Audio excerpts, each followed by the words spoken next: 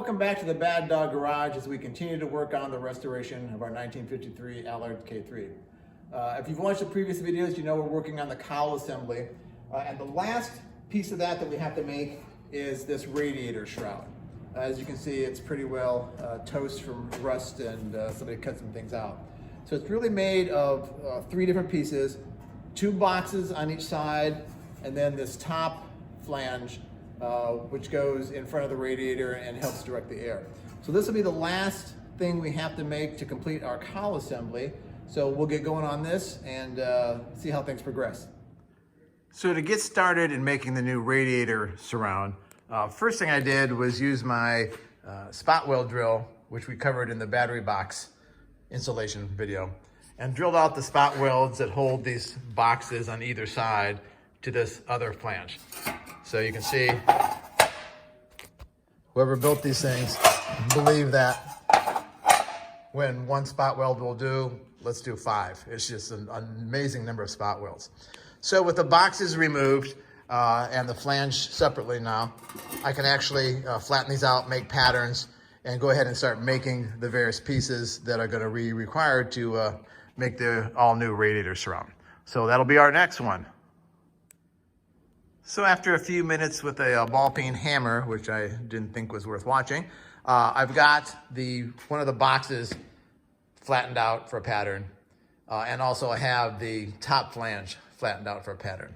One thing I didn't do is you can see there's this rolled lip. I didn't bother to straighten that out. I'll just factor that in when I make the new pattern. So with those pieces cut out now, I can actually go to the metal, cut out the replacement panels, and then start forming them.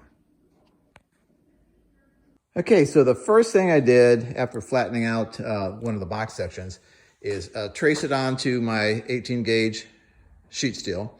And then we'll go over here to the shear and use that to cut it off.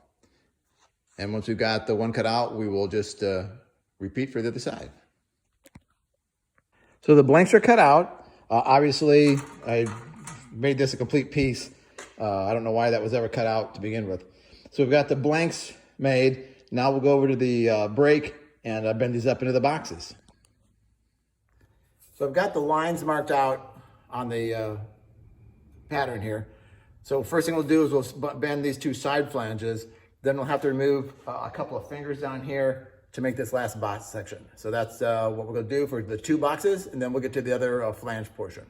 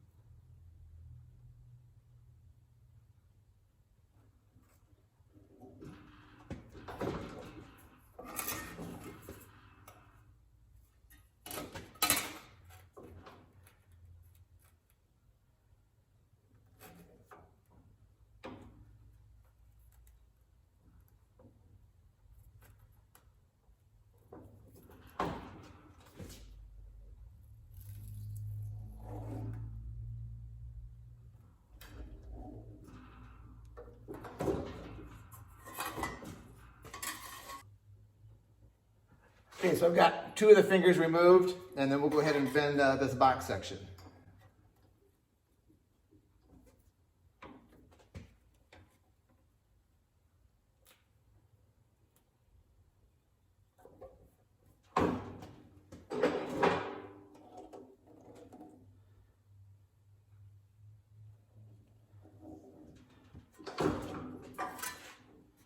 And there's one of our first boxes.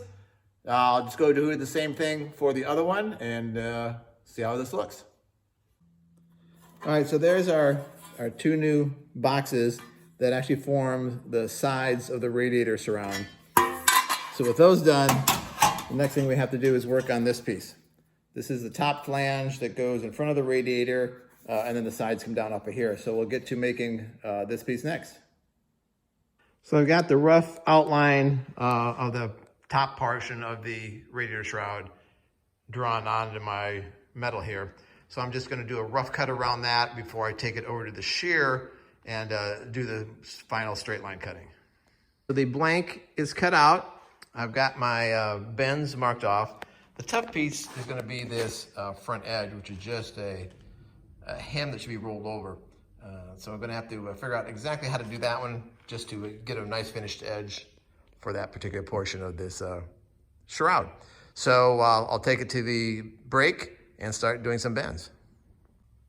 So in order to bend both ends of this up at the same time, I've removed a lot of the fingers here, which will allow me to make those bends.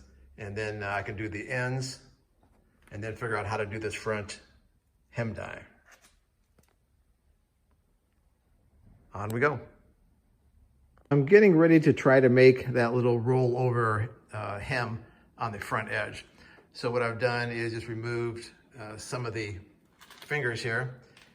Got this in just, 1/8 of an inch, 3/16 kind of thing.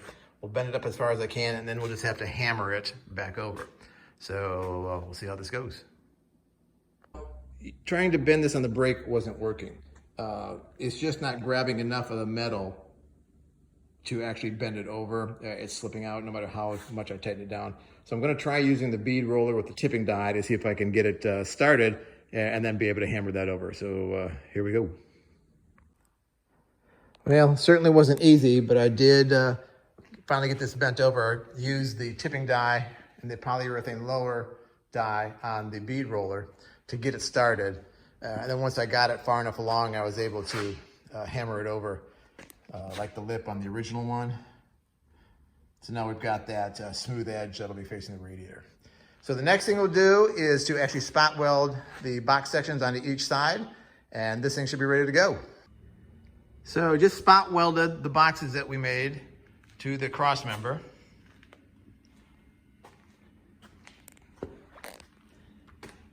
Rolled up the one flange.